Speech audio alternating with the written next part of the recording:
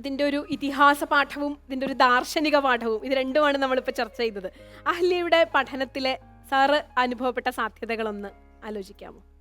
യഥാർത്ഥത്തിൽ പുരുഷാർത്ഥങ്ങളിൽ ധർമാർത്ഥ കാമമോക്ഷം ഉണ്ട്. എല്ലാവരും ധർമാർത്ഥ കാമമോക്ഷം എന്നേ പറയാറുള്ളൂ.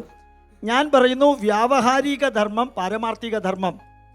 വ്യാവഹാരികമായിട്ടുള്ള അർത്ഥം പാരമാർത്ഥിക അർത്ഥം, വ്യാവഹാരിക കാമം പാരമാർത്ഥിക കാമം, അതുപോലെ വ്യാവഹാരിക മോക്ഷം പാരമാർത്ഥിക മോക്ഷം.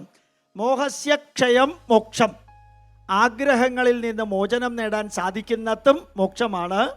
പിന്നെ ബ്രയൻ എൽ വൈസ് 2006 എഴുതിയ മെനി ലൈഫ്സ് മെനി മാസ്റ്റേഴ്സ് എന്ന പുസ്തകത്തിൽ individual soul getting dissolved in the cosmic soul, ജീവാത്മാവ് പരമാത്മാവിൽ അലിഞ്ഞു ചേരുന്നതും നമ്മുടെ അമ്മൂമ്മമാർ പറയാറുണ്ട്. പടിയാരം കടന്നവിടെ ചെല്ലുമ്പോൾ ശിവനെ കാണാകും ശിവശംഭോ. ബ്രയൻ എൽ വൈസ് പറയുന്ന 6 സ്റ്റെപ്പിലേക്ക് ആത്മാവ് കയറിയാൽ അതിനുശേഷം individual soul will get dissolved in the cosmic soul.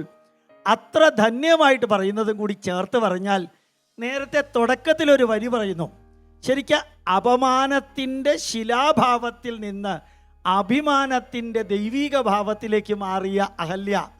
നമ്മുടെ ഇതിഹാസങ്ങളും പുരാണങ്ങളുമൊക്കെ ഇങ്ങനെ പറഞ്ഞു കൊടുക്കാൻ കപ്പാസിറ്റി ഉള്ളവർ ഏറ്റവും അനുയോജ്യമായ വാക്കുകൾ ഉപയോഗിച്ച് വാക്ഷരം എന്ന രീതിയിൽ വാങ്മേ മധുമത്തമ, തേനിൻ്റെ മധുരത്തിലൂടെ അങ്ങ് പറഞ്ഞു കൊടുത്താൽ യഥാർത്ഥത്തിൽ അഹല്യ എന്ന് പറയുന്ന ആ സമുജ്വലമായിട്ടുള്ള ചിന്താധാര, പ്രതിഭാസം, അത് ബ്രഹ്മാവിൻ്റെ സൃഷ്ടിയാവട്ടെ, ഗൗതമൻ്റെ ഭാര്യയാവട്ടെ, ആരുമാവട്ടെ, നമ്മളുടെ മുമ്പിലുള്ള ആ അഹല്യ എത്ര ചൈതന്യവത്തായ ചരിത്ര വനിതയാണ്.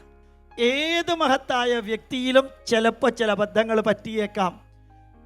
എന്നും അബദ്ധം പറ്റുന്ന വ്യക്തിക്കും ചിലപ്പോൾ മഹത്തായ കാര്യങ്ങൾ സംഭവിച്ചേക്കാം. നല്ലവരിൽ കുറച്ച് തിന്മയുമുണ്ട്, തിന്മ ചെയ്യുന്നവരിൽ നന്മയുമുണ്ട്. അഹല്യയുടെ കാര്യത്തിലല്ല ഞാൻ പറഞ്ഞത്, ജനറലി ആ വളരെ നല്ല രീതിയിൽ ജീവിച്ച് കാണിച്ചു തന്ന വ്യക്തിയിൽ ഉണ്ടാകാൻ സാധ്യതയുള്ള കുറേ തിന്മ എന്ന് വായനക്കാരും പ്രേക്ഷകരും ധരിക്കുന്നതിനെ മാറ്റാൻ അവതാരമായ ശ്രീരാമൻ തന്നെ പാദസ്പർശം നൽകി. പാദധൂളി മതി എന്നാണ് തിരുമേനി പറഞ്ഞത്.